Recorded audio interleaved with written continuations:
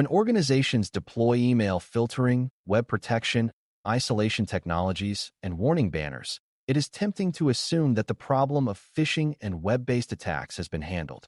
However, security controls that are not tested and measured can quietly fail without anyone noticing until a real incident exposes the weakness.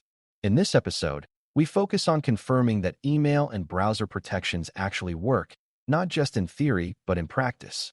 Confirmation requires structured testing, realistic validation, and measurable outcomes that demonstrate whether defenses are reducing risk in meaningful ways. Without testing and measurement, protection becomes an assumption rather than a capability. Before we continue, a quick note. This audio course is a companion to our course companion books. The first book is about the exam and provides detailed information on how to pass it best. The second book is a Kindle-only ebook that contains 1,000 flashcards that can be used on your mobile device or Kindle. Check them both out at cyber.author.me in the Bare Metal Study Guide series. Testing email protections begins with understanding what those controls are supposed to do. Email defenses may block known malicious senders, filter suspicious attachments, rewrite or inspect links, and flag messages that fail identity verification checks. Each of these mechanisms represents a promise that the system makes about how it will behave under certain conditions. The only way to confirm that promise is being kept is to observe it under controlled conditions. Testing does not mean unleashing real malicious campaigns into production environments recklessly. It means simulating common phishing patterns safely and observing whether controls respond as expected. Controlled phishing simulations are one of the most practical ways to validate email defenses and user response. These simulations can mimic real-world tactics such as credential harvesting pages, fake invoice attachments, or urgent executive impersonation requests. By tracking which messages are blocked automatically, which reach inboxes with warnings, and how users respond, organizations gain insight into both technical and human layers of defense. Simulation results highlight whether filters are overly permissive, whether warning banners are clear enough to influence behavior, and whether verification habits are strong. Testing at this level reveals not just technical gaps, but behavioral vulnerabilities. Attachment handling controls should also be validated independently because they often rely on multiple layers of inspection. Testing can confirm whether potentially risky file types are blocked, whether embedded malicious patterns are detected, and whether conversion or sanitization mechanisms function correctly. Validation may involve harmless test files that trigger detection mechanisms to confirm that scanning is active. Without this kind of confirmation, it is possible for inspection engines to be misconfigured or disabled without immediate visibility. Regular validation ensures attachment defenses are active and effective. Link protection validation is equally important because phishing frequently depends on malicious URLs. Testing can verify whether known harmful domains are blocked, whether rewritten links are inspected at click time, and whether suspicious redirections are detected. It is particularly important to test time-of-click inspection mechanisms because attackers sometimes change destination content after the initial email is delivered. By validating that links are checked at the moment of interaction, organizations confirm that defenses remain effective against dynamic threats. Testing also reveals whether legitimate traffic is being blocked incorrectly, which can create operational friction.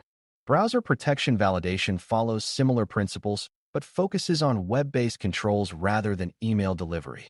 Testing can confirm that web filtering blocks access to known malicious domains and that warnings appear consistently when users attempt to visit risky sites.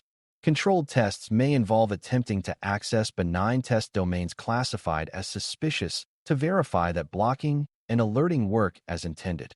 Validation should also confirm that isolation technologies function properly, ensuring that risky content is executed within protected environments rather than directly on endpoints.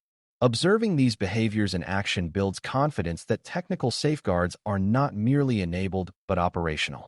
Measurable outcomes are essential because testing without measurement provides little long-term value. Metrics might include the percentage of simulated phishing emails blocked automatically, the percentage flagged with warnings, and the percentage reported by users. Monitoring trends over time shows whether improvements are occurring or stagnating. For example, if user reporting increases while click rates decrease, training, and warning effectiveness may be improving. If simulation results reveal consistent weaknesses in certain tactics, targeted adjustments can be made. Measurement turns testing into actionable insight rather than a one-time exercise. Beyond simulations, reviewing real incident data provides another powerful validation source. When actual phishing attempts occur, analyzing how defenses performed reveals strengths and weaknesses. Did filtering block most messages, or did several bypass controls?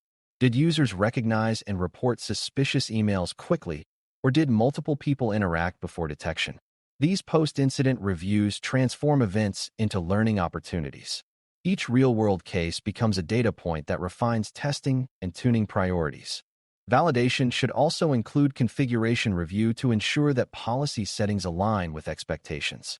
Over time, exceptions and temporary allowances can accumulate, weakening overall protection. Periodic audits confirm that identity verification checks remain enforced, that filtering thresholds have not drifted too low, and that browser settings remain hardened. Configuration drift is common in dynamic environments, and regular review prevents silent erosion of protection. Consistent auditing complements functional testing. Coordination between security and operations teams strengthens validation efforts. Email and browser protections often involve infrastructure managed by multiple groups. Testing outcomes may require changes in gateway configurations, endpoint policies, or identity settings. Clear communication ensures that adjustments are implemented correctly and without unintended consequences. Collaboration reduces friction and accelerates improvement cycles. It is also important to validate user-facing aspects of protection, not just back-end controls. Warning banners, alert messages, and reporting mechanisms should be clear, consistent, and easy to use. Testing can confirm whether users understand what a warning means and what action they should take. If warnings are confusing or too frequent, their impact diminishes. Measuring user comprehension and response time supports meaningful improvement in human-centered defenses. Privacy and trust considerations should guide testing practices. Simulations should be designed to educate rather than embarrass users. Transparent communication about the purpose of testing fosters cooperation and reduces resentment. When users see testing as a shared effort to improve security rather than as a trap, participation becomes constructive.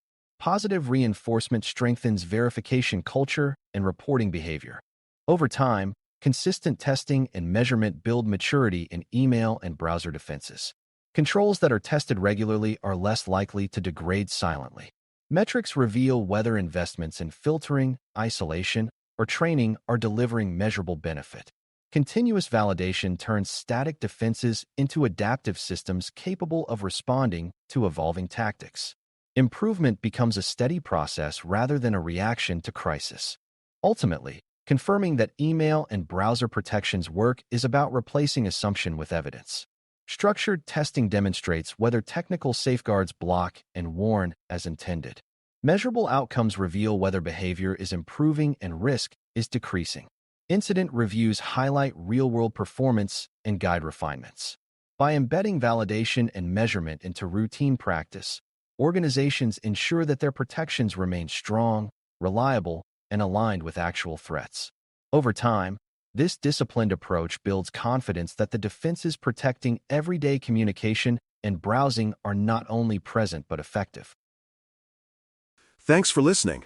For more audio courses, daily newsletters, and more, please visit BareMetalCyber.com.